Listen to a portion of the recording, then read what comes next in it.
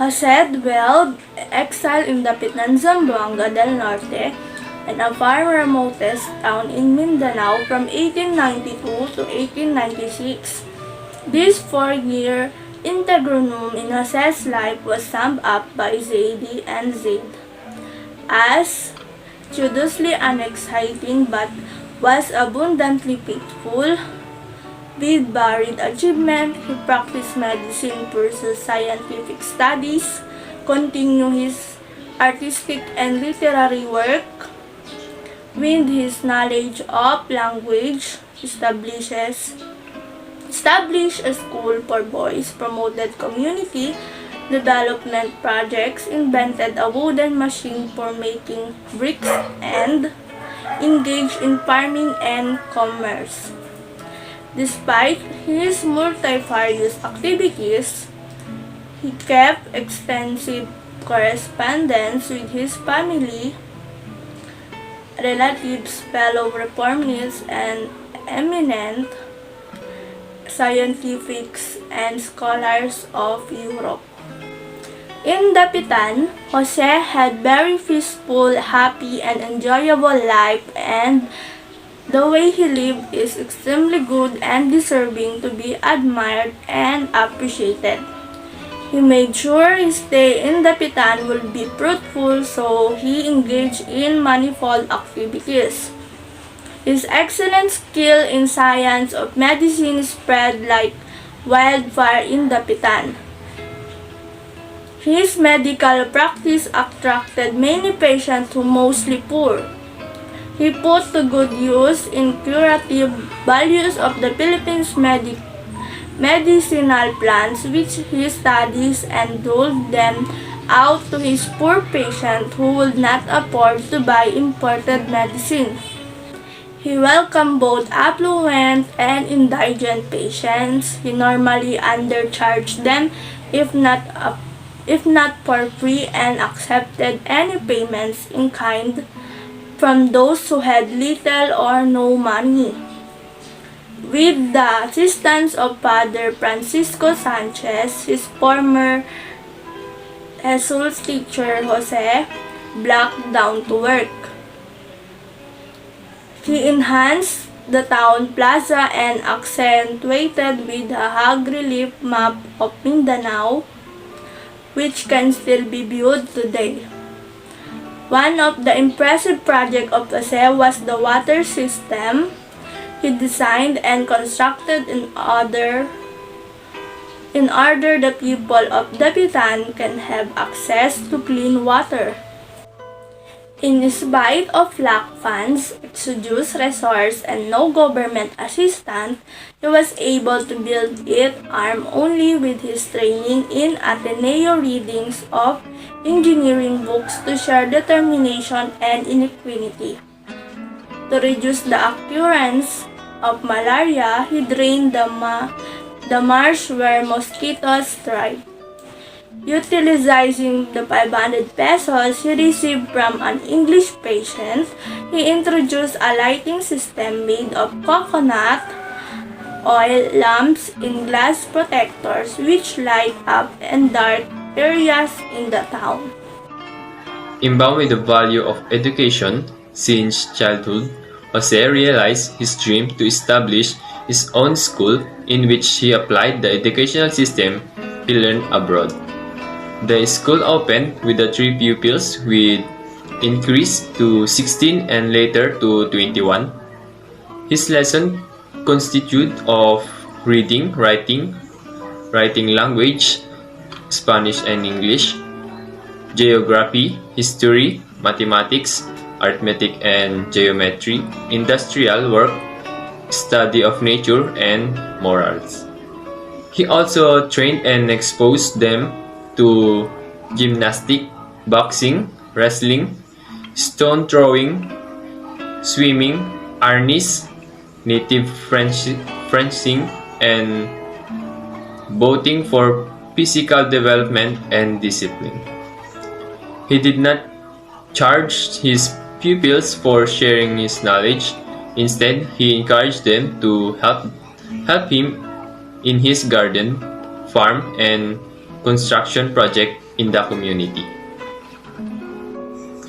Jose conducted scientific studies in the rich virgin field of Dapitan and collected specimens of animal and plants. He forwarded this specimen to the Dresden Museum of Europe and he received scientific books and surgical instruments as payment. He has impressive assemblage of his study of 346 shells from 203 species. He obtained knowledge on some rare specimens which were named in his honor by European scientists such as Draco Rizali, a flying dragon, Apogonia rizali, a small beetle, and Rhacorporus rizali, a rare frog. While in Dapitan, Jose studied the Visayan, Subaynum, and Malayan language and wrote a Tagalog grammar. He wrote poems entitled Don Ricardo Carnicero, Himono Atalisay, Hymn to the Talisay Tree, Mi Retiro, My Retreat, El Canto del Viajero, The Song of the Traveler, and Josephine. He also made some drawing and sculptures of people and things that captivated him. Jose acquired lands in Dapitan which reached total holdings of 70 hectares, where the constructed his house, school, hospital, and planted in his farm many fruits trees, corn, coffee, cacao, sugarcane, and hemp. He also introduced and encouraged the use of modern European and American methods of agriculture. He, however, did not realize his dream of transforming Dapitan into an agricultural colony because he did not get the acceptance of and permission of the government.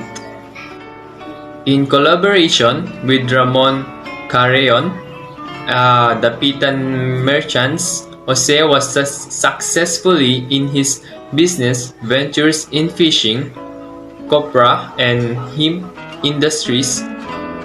He established the Cooperative Association of Dapitan farmers to break the Chinese business monopoly in Dapitan.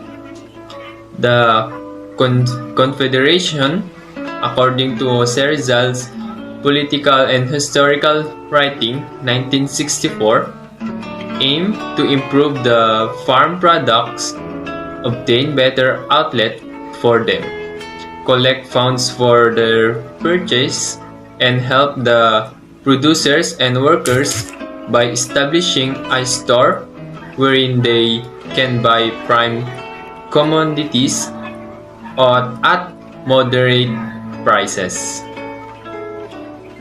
He devised an unusual sulpocan, a cigarette lighter made of wood which employed the principle of compressed air. Subsequently, it was received by Blumentritt as a gift. He also formed an idea of machine for making bricks. Patterned after Belgian example, Jose's version could produce about 6,000 bricks daily. In spite of his achievement in Dapitan, Jose felt empty. He missed his family, relatives, and friends. He felt he needed somebody to rejuvenate him. Expressed in A Little Between Rizal and Family Members, 1964, Jose found his answer in Josephine Bracken. In God's own time, Did somebody come to the Pitan like some bean to dispel this melancholy mood? She was Josephine Bracken, an Irish girl of sweet 18, slender as a Chinese nut, a bun, with blue eyes, dressed with elegant simplicity, with an atmosphere of light gaiety. She has Irish parents who was born in Hong Kong on October 3, 1876 of Irish parents. James Bracken as a corporal in the British and generosity of Elizabeth Jane McBride. Jose and Josephine fell in love with each other and decided to settle their relationship with marriage, but no price would marry them. Even without that blessing of the church, Jose and Josephine joyfully share each other life in the Pitan. His happiness doubled when he learned that Josephine was expecting a baby by twice of fate. The baby only lived for 3 hours. He named his baby boy Francisco in honor to his father. In 1876, Andres Bonifacio and his Katipunan Revolutionary Society, founded on July 7, 1892, organized an armed rebellion. They assigned Dr. Pio Valenzuela to notify Jose Rizal about their plan. To cancel his assignment, Dr. Pio was accompanied by Raimundo Mata, an obliged man, to consult Jose medical advice. Jose opposed that Katipuneros very blood and shaking uprising. He firmly believed that they are not ready for a revolution.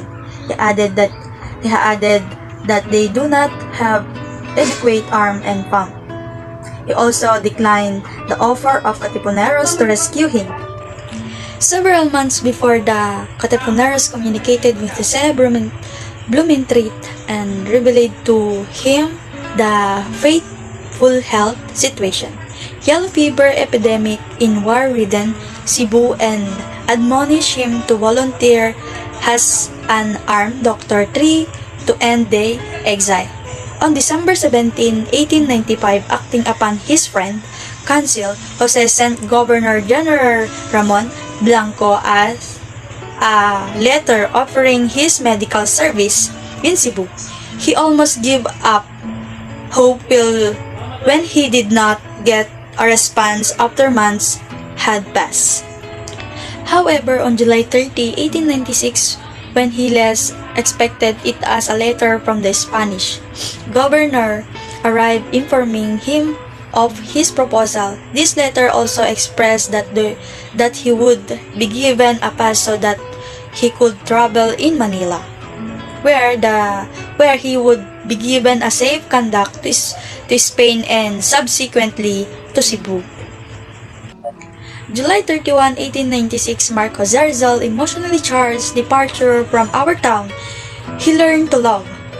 Many tears iced the Pitan fall where are the shore to be goodbye to a person who unselfishly did all we can for dear town. With weeping, heart brimming with tears of nostalgic memories, Jose gestured his farewell salute to town, devoted and friendly folks.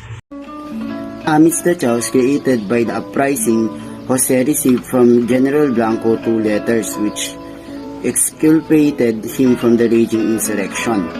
In his last trip abroad, Jose, troubled by the violent attempt of the Katipuneros to end the rule of the Spanish government, left to Spain on September 3, 1896.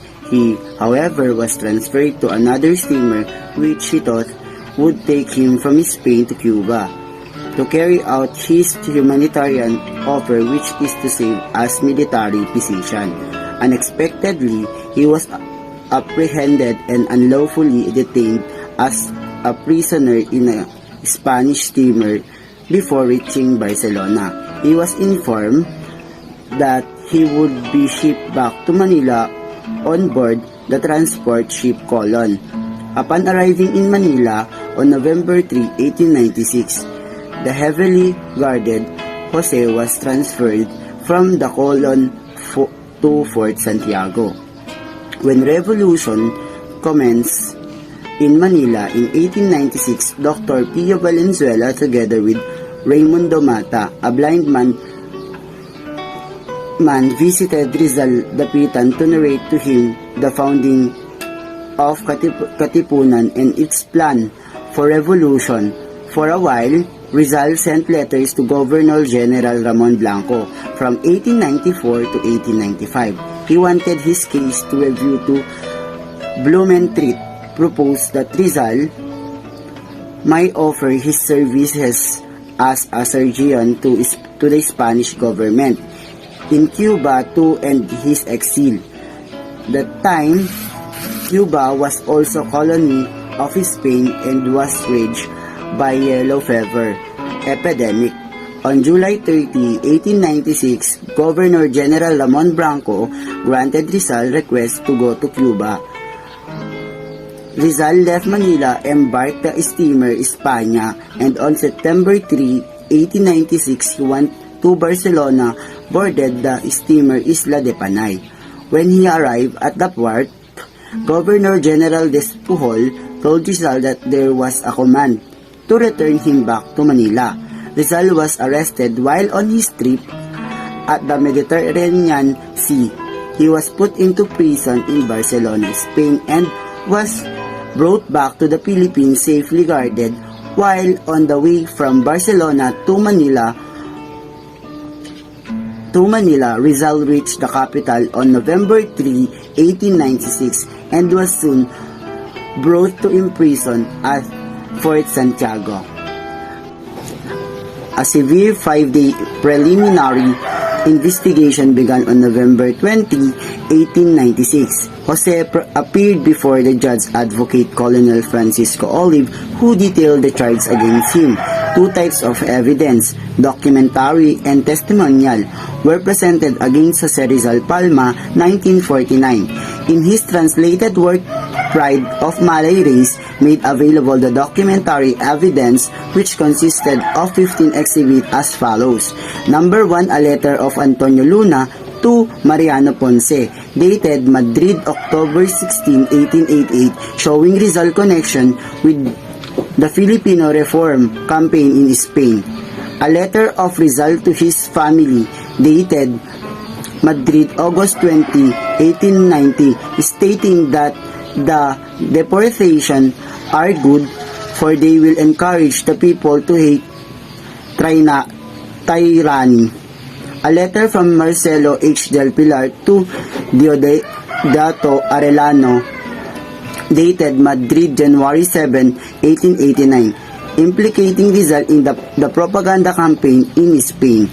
A poem entitled Kundiman, allegedly written by Rizal in Manila on September 12, 1891. Kundiman poem. In the Orient beautiful, where the sun is born, in a land of beauty, full of enchantments, but bound in chains, where the despot reigns, the land clearest to me. Ah, that's my country, she has a slave oppressed, drowning in the tyrant's grips. Lucky shall be who can give her liberty. 12. A letter of Marcelo del Pilar to Don Juan A. Tenluz or Juan Silueta, dated Madrid, June 1, 1893, recommending the establishment of a special organization independent of Masonry to help the cause of Filipino people. 13. Transcript of a speech of Pangkian or Emilio Jacinto in reunion of Katipunan on July 23, 1893, in which the following cry was uttered: "Long live the Philippines! Long live liberty! Long live Dr. Jose Rizal Unity!" Number 14. Transcript of speech of Tik-Tik or Jose Toriano Santiago in the same Katipunan reunion, wherein the Katipuneros shouted, "Long live the eminent Dr. Jose Rizal, death to the oppressor nation." 15. A poem by Laong Laan or Rizal entitled Atalisay, in which the author makes the Dapitan schoolboys sing that they know how to fight for their knights. The oral testimonies of the following persons: Martin Constantino Aguedo de Rosario, Jose Reyes, Moises Salvador, Jose Dizon, Domingo Franco, Deodato Arellano, Ambrosio Salvador, Pedro Serrano Lactao, Dr. Pio Valenzuela, Antonio Salazar, Francisco Tizon, and Timoteo Paez was forwarded as testimonial evidence against Jose. On November 26, 1896, Judge Advocate Colonel Francisco Olive forwarded the records of the case to Governor General Ramon Blanco, who designated Captain Rafael Dominguez as a special judge advocate to initiate proceeding against Jose. Captain Dominguez submitted a summary of the action of Governor General Ramon Blanco, who thereupon sent it to the judge, Advocate General Don Nicolas de la Pena.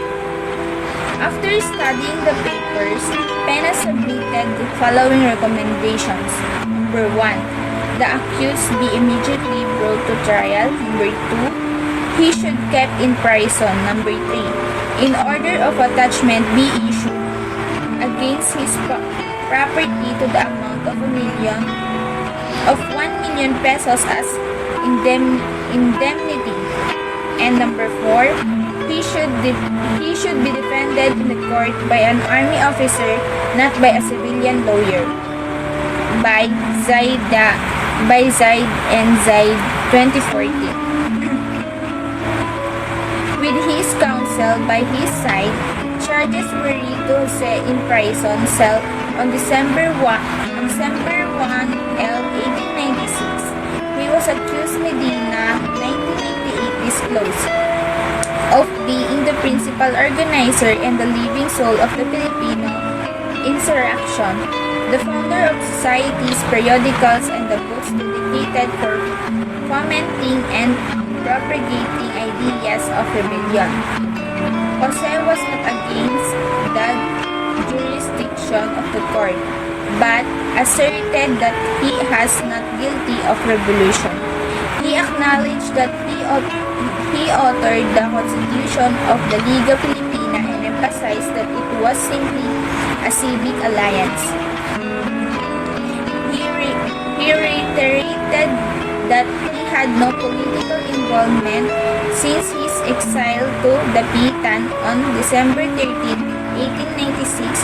Captain Dominguez transmitted Jose's case to the new Governor General of the Philippines, General Camilo G. D.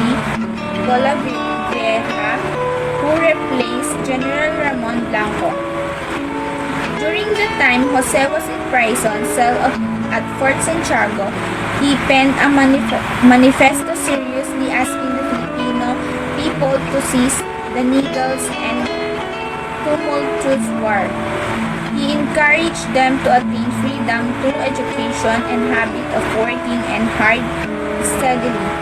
Palma 1964 promulgated this manifesto as follows. My countrymen, on my return from Spain, I learned that my name has been used in war cry among some who were in arms. The news painfully surprised me, but believing it was all over, I kept silence over what I considered irremediable. Now I hear rumors that the disturbances continue, and lest any person should still go on using my name in bad or good faith.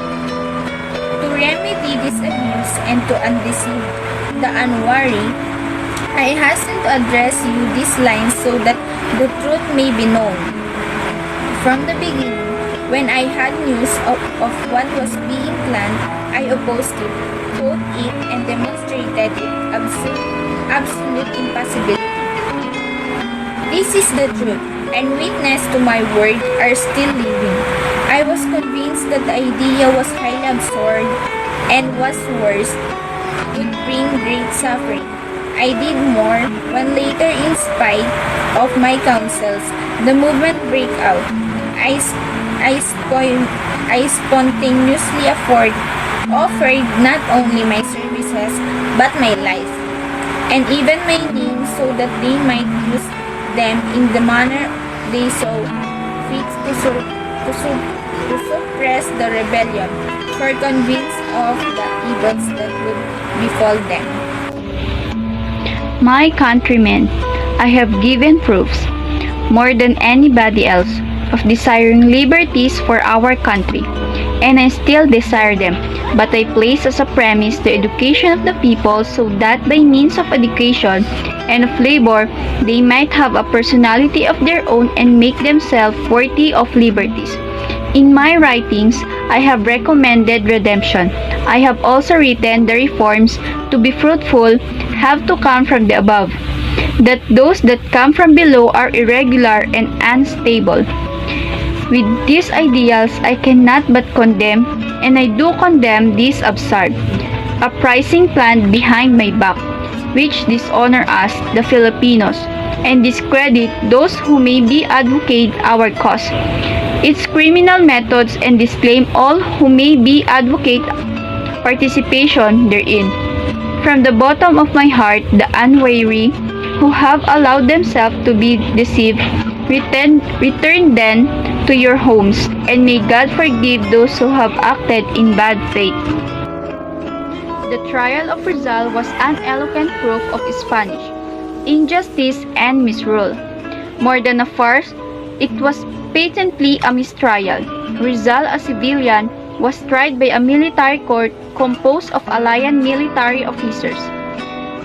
His case was prejudged. He was considered guilty before the actual trial. The military court met not to give him justice, but to accuse and condemn him. It accepted all charges and testimonies against him, and ignored all arguments and proofs in his favor. Moreover, Rizal was not given the night which any accused is entitled to have in a real court of justice, to face the witnesses against him in open court. The trial of Jose commenced in the Cuartel de España, a military building, on December 26, 1896, at 8 o'clock in the morning. Present in the trial were 7 members of the military court. Lieutenant Corporal Jose Togores Arjoña, the President, Captain Ricardo Muñoz Arias, Captain Manuel Reguera, Captain Santiago Izquierdo Osoria, Captain Braulio Rodriguez Nunez, Captain Manuel Diaz Escribeno, and Captain Fermin Perez Rodriguez. Also in the military court were Lieutenant Don Luis Travis de Andrade, Jose Defense Counsel, Captain Rafael Dominguez, Judge Advocate, Lieutenant Enrique de Alconcer, Prosecuting Attorney, and observes, which included Josephine Bracken, a sister of Jose, newspaperman, and other Spaniards. Judge Advocate Captain Rafael Dominguez began the trial and explained the case leveled against Jose. Jose was charged of 3 crimes: rebellion, sedition, and illegal association. Lieutenant Enrique de Alconcer, prosecuting lawyer, advanced a gingerly harangue detailing accusation against Jose. He mercilessly made an effort to persuade the members of the military court to punish the accused with death sentence. Lieutenant Don Luis Traviel de Andrade, defense counsel of Jose, tried to hard come up with a convincing defense. He brought an end to his defense by reminding the judge to be fair and avoid vindictiveness in their judgment. After Lieutenant Don Luis Traviel de Andrade's defense, the court queried Jose if there is anything he wanted to say. Jose confidently read a supplement to his defense. De Viana Augusto v. 2011 put forward Jose's supplementary defense as follows. Number 1. He could not be guilty of rebellion, for he advised Dr. Pio Valenzuela in Dapitan not to rise in revolution. Number 2, he did not correspond with the radical revolutionary elements. Number 3, the revolutionaries used his name without his knowledge. If he were guilty, he would have escaped in Singapore. Number 4, if he had a hand in the revolution, he could have escaped in Moravinta and would not have built a home, a hospital, and bought lands in Dapitan. Number 5, if he were the chief of revolution, why has not been consulted by the revolutionaries? Number 6, it was true he wrote the bylaws of Liga Filipina, but this is a civic association, not an evolutionary society. Number 7, the Liga Filipina did not live long, for after the first meeting, he was banished to Dapitan and it died out. Number 8, if the Liga was reorganized, 9 months later, he did not know about it. 9. The Liga did not serve the purpose of the revolutionaries. Otherwise, they would not have supplanted with the Katipunan. If it were true that there were some bitter comments in Rizal letters, it was because they were written in 1980 when his family was being persecuted, being dispossessed of houses, warehouses, lands, and his brother and all his brother-in-law were deported. His life in Dapitan had been exemplary as the politico-military commanders and missionary priests could attest.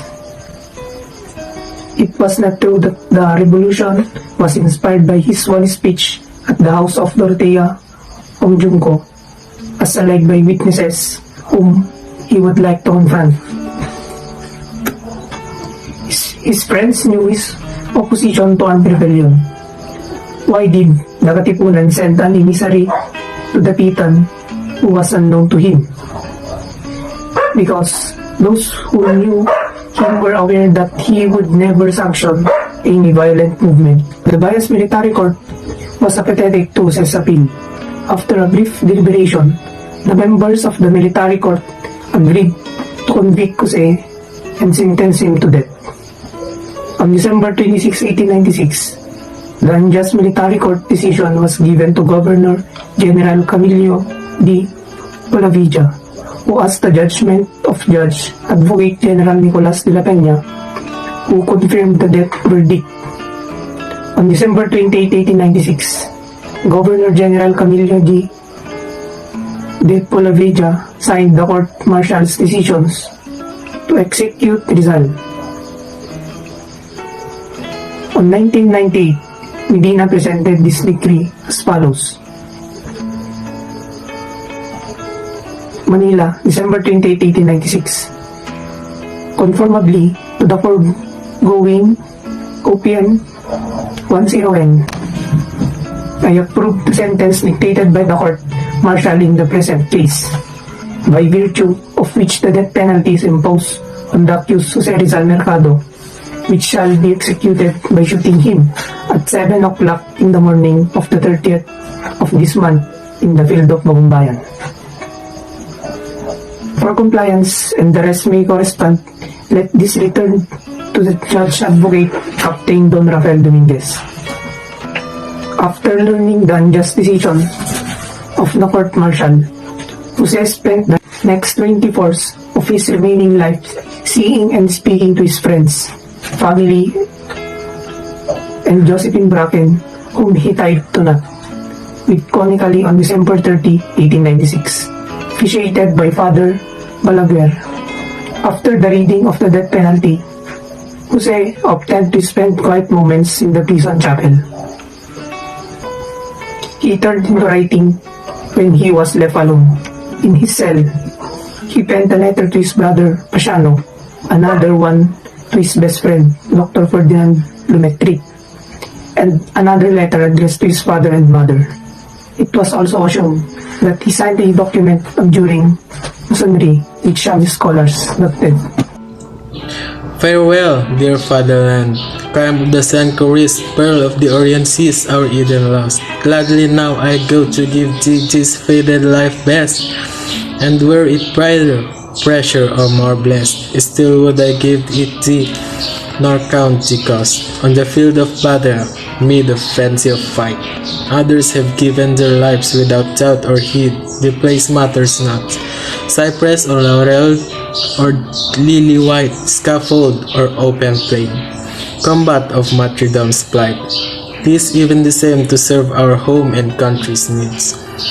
I die when I see the dawn break, through the gloom of night, the herald the day, and if colors is lacking my blood too shall take, poured out the need of for thy dear sake, to die with its crimson the walking way. My dreams when life first opened to me, my dreams when the hopes of youth beat high, were to see thy love face, O gem of the Orient Sea, from gloom and grief, from care and sorrow free, no bloom on thy brow, no tear on thine shine. Dream of my life, my living and burning desire. All hail Christ, the soul is now to take the fight.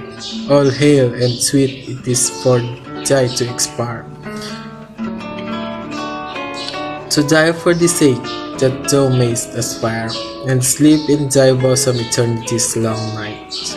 If over my grave someday to cease grow, in the grassy sod a humble flower, draw it to thy lips and kiss my soul so, while I may feel on my brow it could thumb below, the touch of thy tenderness, the breath warm flower. Let the moon beam over me soap so serene, let the down shade over me its radiant flashes. Let the wind with the sad laments over me keen, and if on my cross bird should be seen, let it trill its hymn of peace and ashes. Let the sun draw the vapors up to the sky, and heavenward in purity bear tardy protest. Let some kind soul over my untimely fate sign, and in the still evening a prayer lifted on high, from thy, O my country, that I God may rest. Pray for all those that hapless have died, for all who have suffered the unmeasured pain, for all mothers that bitterly their woes have cried, for widow and orphans, for captives by torture tried, and then for thyself the redemption true may gain. And when the dark night wraps the graveyard around, with only the dead in their vigil to see, break not my repose, O my mystery profound. Eprians through my spear a sound hymn resound. 'Tis I, O my country, raising a song unto thee, when even my grave is remembered no more, unmarked by never a cross or a stone. Let the plough sweep through it, the spade thumb into over the, that my ashes may carpet thy earthly floor, before into nothingness at last they are blown. Then will oblivion bring to me my care, as over thy valls and plain I swift, throbbing the glints, sing in thy space and air, with color and light, with song and lament affair, ever repeating in faith that I kept. My fatherland adored my sadness to my sorrow lands. Beloved Filipinas, hear my last goodbye. I gave thy all parents and kindreds and friends, for I go where slave before oppressors bends, where fate can never kill and God reigns on high. Farewell to you all, from my soul torn away, friends of my childhood in the home disposed, give thanks I rest from the wearisome day. Farewell to thee, too sweet friend that lightened my way. Beloved creatures all, farewell, in death there is rest. On December 30, 1896, approximately at 6:30 in the morning, Jose walked towards his death, common signaled by a trumpet sound at Fort Santiago. The death march was delineated by Zaid and Zaid 2014 as follows. The advance guard of 4 soldiers with bayoneted rifles moved a few meters behind. Rizal walked calmly, with his defense counsel, Lieutenant Luis Tevel de Andrade, on one side and two Jesuit priests, Father Marx and Villa Clara on the other. More armed soldiers marched behind him. Rizal was dressed elegant in a black suit, black derby hat, black shoes, white shirt, and a black tie. His arms were tied behind from elbow to elbow, but the rope was quite close to give his arm freedom of movement. To the muffled sound of the drums, the cavalcade somnolently marched slowly.